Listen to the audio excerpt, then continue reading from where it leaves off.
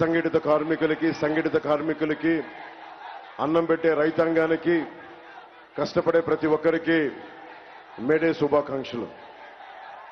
నివర్ తుఫాన్ నుంచి మొన్న తుఫాన్ల దాకా దాదాపు లక్షల ఎకరాల్లో నష్టం వచ్చిన రైతాంగానికి, గిట్టుబాటు ధర లేని రైతాంగానికి, మద్దతు ధర లేని రైతాంగానికి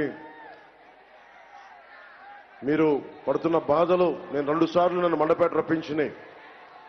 50 మంది, ముఖ్యంగా మండపేటలో 50 మంది కౌలు రైతులకి తలా 1 లక్ష రూపాయల చొప్పున నేను పోయినసారి సభలో ఇచ్చాను. నేను అది మీకు గుర్తు చేస్తా ఉన్నాను. ఈ మేడే సందర్భంగా ఒకటే తెలియజేసుకున్నా, అన్నం పెట్టే రైతు లేకపోతే మనం లేం. మన కోసం ఒళ్ళు వంచి చేసే శ్రామికులకి వాళ్ళు లేకపోతే సమాజం లేదు. మేడే సందర్భంగా నేను వారందరికీ ప్రత్యేక ధన్యవాదాలు తెలుపుకుంటూ, ప్రత్యేక మనకు శుభాకాంక్షలు తెలియజేసుకుంటూ, నాకు ఇష్టమైన కవి శేషేంద్ర గారు చెప్పింది మీకు ఒకసారి గుర్తు చేస్తున్నాను. నేను భూములు ఎందుకు దున్నుతున్నానో తెలియదు, డ్యాములు ఎందుకు కడుతున్నానో తెలియదు, నా బ్రతుకొక సున్నా కానీ నడుస్తున్నా. చెట్టుగా ఉంటే కనీసం ఏడాదికి ఒక వసంతమన్నా దక్కేది. మనిషినై అన్ని వసంతాలు కోల్పోయానని చెప్పి ఒక శ్రామికుడు, ఒక కర్షకుడు కోసం రాసిన ఈ పంక్తులు, ఈ కవితా పంక్తులు నేను మీతో పంచుకున్నాను ఈ మేడే సందర్భంగా. అలాంటి శ్రామికులకి, అలాంటి కర్షకులకి మనకి కొత్త ప్రభుత్వం వస్తుంది, కూటమి ప్రభుత్వం వస్తుంది. జనసేన, టీడీపీ, భారతీయ జనతా పార్టీ కూటమి ప్రభుత్వం వస్తుంది. జోగేశ్వరరావు గారి తరఫున మీ మద్దతు కోరడానికి ఇక్కడికి వచ్చాను. మనస్ఫూర్తిగా మీ అందరికీ ధన్యవాదాలు తెలుపుకుంటూ నేను ఉపన్యాసాన్ని ప్రారంభిస్తా ఉన్నాను. ముఖ్యంగా 2019 ఎన్నికల్లో మండపేట కోరుమిల్లి గ్రామం జన సైనికులు మర్చిపోలేని మీ సేవలు. అందరూ నర్సరీలు, చిన్న చిన్న నర్సరీలు నడుపుకునే యువకులు జనసేన సిద్ధాంతాలకు ఆకర్షితులై మీరు కూర్చొని అందరూ డబ్బేసుకుని 50,000 రూపాయలు ఆపదలో ఉన్న వారికి, కష్టాల్లో ఉన్న వారికి అందజేయడం నిజంగా మనసుని కదిల్చివేసింది. కోరుమిల్లి, మండపేట, కోరుమిల్లి జన సైనికులు నా గుండెల్లో ఉంటారు. మండపేట జన సైనికులందరికీ, పెద్దలందరికీ, భారతీయ జనతా పార్టీ నాయకులందరికీ, తెలుగుదేశం నాయకులందరికీ, కార్యకర్తలకి, ప్రతి ఒక్కరికి పేరు పేరున నా హృదయపూర్వక ధన్యవాదాలు తెలుపుకుంటున్నాను. ఇద్దరు వ్యక్తులు కలయిక రాష్ట్రానికి ఎంత బలం చేకూర్చిందో మీకు తెలుసు. రాజమండ్రిలో చంద్రబాబు గారిని మనకి పొలిటికల్ గా విభేదాలు ఉండొచ్చు, పాలసీ పరంగా విభేదాలు ఉండొచ్చు, కానీ కష్టాల్లో ఉన్నప్పుడు సాటి మనిషికి నిలబడటం అది జనసేన పార్టీ తాలూకు మూల లక్షణం. ప్రజాస్వామ్యాన్ని కాపాడటం మూల లక్షణం, అన్యాయాన్ని ఎదుర్కోవటం మూల లక్షణం. దాంట్లో భాగంగానే ఈరోజు నిన్న మనం మేనిఫెస్టో విడుదల చేశాం. మీకోసమే మా తపన. విద్యా దీవెన వెయ్యలేదు అలాంటి చేతగాని ప్రభుత్వం. దానికి బాయ్ బాయ్ వైసీపీ చెప్పారు. ఇంకెంత 11 రోజులు 12 రోజులు అంతే. అక్కడ చిరంజీవి గారి ఫోటో పెట్టారు. అక్కడ చిరంజీవి గారి అభిమానులకు కూడా చెప్తున్నా, మన నాయకుడికి, మన అభిమానమైన గుండెల్లో పెట్టుకున్న వ్యక్తికి అమర్యాద చేసిన వ్యక్తి వైఎస్ జగన్. ఆ వ్యక్తిని ఇంటికి పంపించే సమయం అయింది. ముఖ్యంగా యువతకి రాగానే డిఎస్సి నోటిఫికేషన్ ఖచ్చితంగా చేయబోతున్నాం. మెగా డిఎస్సి నోటిఫికేషన్ రాగానే, మనకి ప్రభుత్వం రాగానే మొదటి సంతకం దాని మీదే ఉంటుంది. నేను మీకు ఆ మాట ఇస్తున్నాను. యువతకి 5 సంవత్సరాల్లో 20 లక్షల ఉద్యోగాలు మనకి అవకాశం కల్పించే దిశగా అడుగులేస్తున్నాం.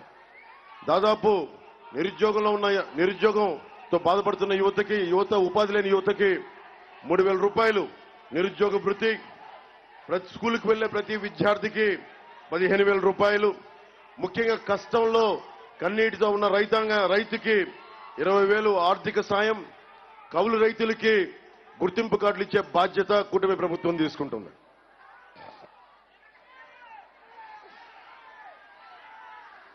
ముఖ్యంగా పాడి రైతాంగానికి పశువుల కొనుగోళ్లు, దాణా మందుల కొనుగోళ్లపై సబ్సిడీలు, ఇన్సూరెన్స్ సౌకర్యం, గోకులాల ఏర్పాటు, మేత కోసం మన నియోజకవర్గాల్లో గ్రామాల్లో బంజరు భూమి కేటాయింపు. అలాగే గోపాల మిత్రులు నన్ను వచ్చి అడిగారు చాలా సంవత్సరాల క్రితం. వారి అభ్యర్థన నాకు అందింది. అదే కూటమిలో మేనిఫెస్టో కమిటీలు చెప్పినప్పుడు గోపాల మిత్రుల్ని తిరిగి ఆ వ్యవస్థను తిరిగి పునరుద్ధరణ చేసే కార్యక్రమానికి బాధ్యత తీసుకుంటాం. ముఖ్యంగా ఆర్యవైశ్య సంక్షేమానికి కన్నికా పరమేశ్వరి, అక్కడ దేవుడి సాక్షిగా చెప్తా ఉన్నాను, కన్నికా పరమేశ్వరి అమ్మవారి ఆత్మార్పణ దినోత్సవాన్ని అధికారిక కార్యక్రమంగా చేపడతాం. అలాగే ముస్లిం మైనారిటీల సంక్షేమానికి వారికి కావాల్సిన ఈద్గాలకి, కబ్రిస్తాన్లకి బాధ్యత తీసుకుంటాం ముఖ్య పట్టణాల్లో. అలాగే క్రిస్టియన్ల సంక్షేమానికి క్రిస్టియన్ మిషనరీస్ ప్రాపర్టీస్ డెవలప్మెంట్ బోర్డుని ఏర్పాటు చేసి తద్వారా వారికి ఏమేమి సహాయాలు కావాలో అవన్నీ చేస్తాం. ముఖ్యంగా వ్యవసాయానికి సంబంధించి 9 గంటలు నాణ్యమైన ఉచిత విద్యుత్ సరఫరా, రాయితీతో సోలార్ పంప్ సెట్లు, మిగిలిన విద్యుత్ ప్రభుత్వ కొనుగోలు, సబ్సిడీతో వ్యవసాయ పరికరాలు, ముఖ్యంగా ప్రైస్ స్టెబిలైజేషన్ ఫండ్ ధరల స్థిరీకరణ నిధిని, అలాగే కౌలు రైతులకి గుర్తింపు కార్డులు అందజేయటం, సంక్షేమ పథకాలు అన్ని ముందుకు తీసుకెళ్తాం. దోపిడీని అరికట్టడానికి ఏపీఎంసీ యాక్ట్ ని పటిష్టంగా అమలు చేస్తాం. రాష్ట్రంలో ముఖ్యంగా సెరికల్చర్ రైతాంగానికి తోడ్పాటును అందిస్తాం. ఆ సెరికల్చర్ రైతులను ఆదుకుంటాం. తద్వారా గ్రామీణ ప్రాంతాల్లో ఉపాధి అవకాశాలు కల్పిస్తాం. అలాగే పంచాయతీలకి నేను ముఖ్యమైన చదువుతున్నాను. మనకి మేనిఫెస్టోలో పంచాయతీలకి డైరెక్ట్ గా కేంద్రం నుంచి వచ్చే నిధుల్ని పంచాయతీలకే కేటాయిస్తాం. అలాగే ముఖ్యంగా మనకి రోడ్లు ఇబ్బందులు ఉన్నాయి. ముఖ్యంగా యువతకి వర్క్ ఫ్రమ్ హోమ్ నుంచి ఉమ్మడి ఆఫీసులు ఉండేలాగా మీరు ఎక్కడ కూర్చున్నా సరే అక్కడ ఎవరైనా కూర్చొని ఆఫీసులు ఏర్పాటు చేసుకుని వర్క్ ఫ్రమ్ హోమ్ కొరకు ప్రతి మండలం, జిల్లా కేంద్రాల్లో వర్క్ స్టేషన్స్ ఏర్పాటు చేసే కూటమి ప్రభుత్వం.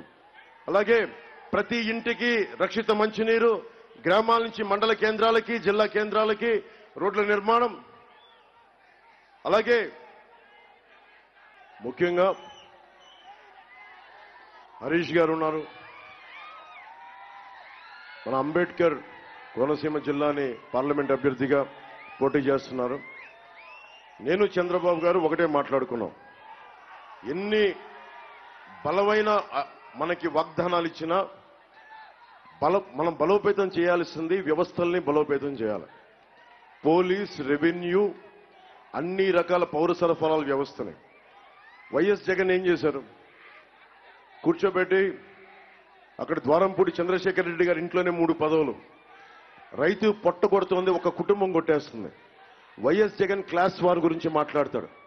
ఒక కుటుంబానికి మొత్తం రైతు తాలూకు కష్టాన్ని, రైతు కూలీ తాలూకు కష్టాన్ని, ప్రతి ఒక్కరి కష్టాన్ని వైఎస్ జగన్ ఆధ్వర్యంలో ద్వారంపూడి కుటుంబం మొత్తం దోచేసుకుంటా ఉంది. దీనికి మార్పు రావాలి, దీనికి చరమాంకం పలకాలి అంటే మనకి కోనసీమ పార్లమెంటుకి జీఎం హరీష్ గారిని పార్లమెంట్ అభ్యర్థిగా మనకు గెలిపించాలి.